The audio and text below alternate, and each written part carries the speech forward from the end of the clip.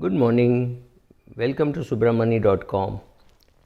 I want to talk to you about some commandments of finance.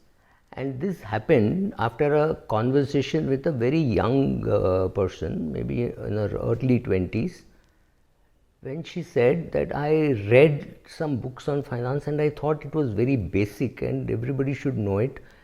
How come they don't know it? And I said, okay, let me tell you some of the very, very basics, which I think are basics, but many people do not know it. So let's start at the very beginning. Save stroke invest 20 to 30% of your take home salary, not of your gross salary, of your take home salary. Now don't get into an argument. Don't tell me that your PF is already deducted. I am not talking about PF. Let the PF be deducted. Your take home salary, you should try to save 20 to 30%. If you are not doing it already, try pushing yourself hard and you will reach there, right? So that's postulate number one. You have got to save.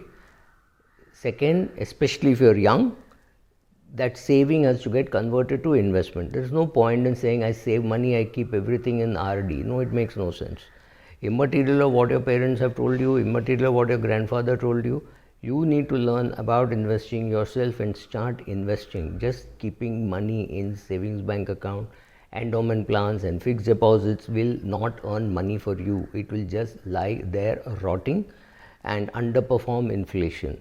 Don't look at the developed countries with 0% inflation. India still has 5-6% inflation, right? And the inflation impacting you could actually be even higher. So you need to at least earn more than that after taxes, and bank fixed deposits are tax inefficient. So no, it doesn't work. Bank fixed deposits don't work.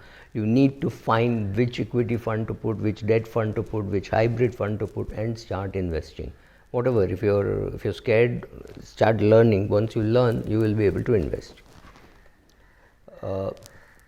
If you must buy a house, which means you have not inherited a house, so you have to buy a house, make sure that you adhere to the 50-30-20 rule, where 20% or 25% gets saved and 50% gets spent on your day-to-day requirements and 30% goes towards your EMI.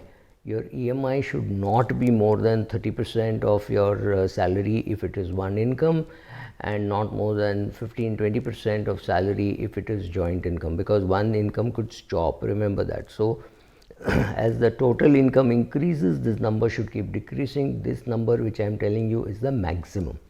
If you're staying on rent, it should not be more than 15-18% of your take home pay. Any rent more than that means you should either shift to a smaller house or you shift to a different location. Rents, especially in cities, bigger cities like say Mumbai and Chennai or Delhi, is decided much more by location than by just the size of the house. So you choose the location and size of the house depending on where you want to be, based on paying not more than 20% of your take home salary. When you go shopping, for heaven's sake, go with a shopping list, because when you don't have a list, you tend to buy everything that you can see. You want to buy cheese, you want to buy cheese links, you want to buy cheese cubes. Everything comes home, everything goes into the fridge, and after some time you find you have no clue as to why you bought cheese cubes and cheese slices. I mean, just giving you an example.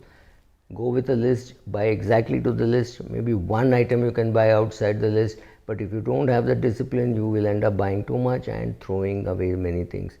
Don't copy the Americans. They buy things and they throw it. They don't. It's a waste economy. We are not so much of a waste economy, but we're trying to get there. I don't know why, but we're trying to get there.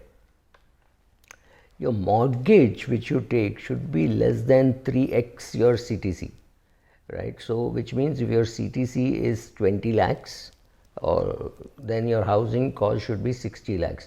I know it's very difficult in big metros. Cut down the size of your house or shift to a smaller metro. It cannot happen in a city like Mumbai. In a city like Mumbai, a person earning 25-30 lakhs finds it very difficult to buy a house for 1 crore. And that I'm talking of 3 times CTC. Yes, these cities are expensive. It is much better to live on rent. because a house costing a crore is available for a rent of 1 lakh of rupees. So much better to be on rent than be a owner. So don't buy, don't be in a hurry to buy. Pay off all the debt as quickly as possible. If you have a credit card, very good, but don't use the credit part of the credit card.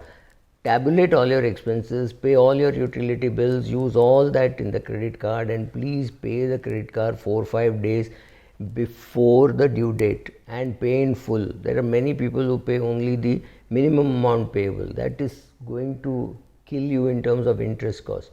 Don't do that. Pay and pay in full. I think I've covered everything. Thank you.